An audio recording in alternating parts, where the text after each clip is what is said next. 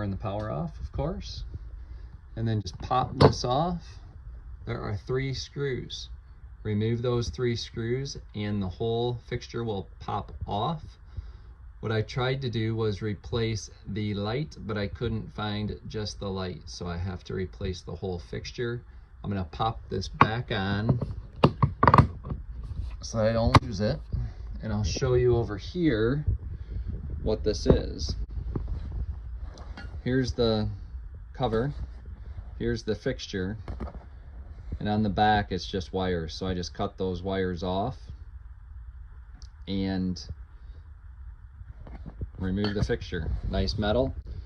And I went out and I bought this plastic fixture, which is like that. The screw holes will line up perfectly. I'll put that fixture in the description of the video. And you just use wire nuts and electrical tape. Don't really need to show you how that works. Screwed it back on, put the cap back on, and we have light. So there it is, 1 minute 45 seconds. Hope you have a great day.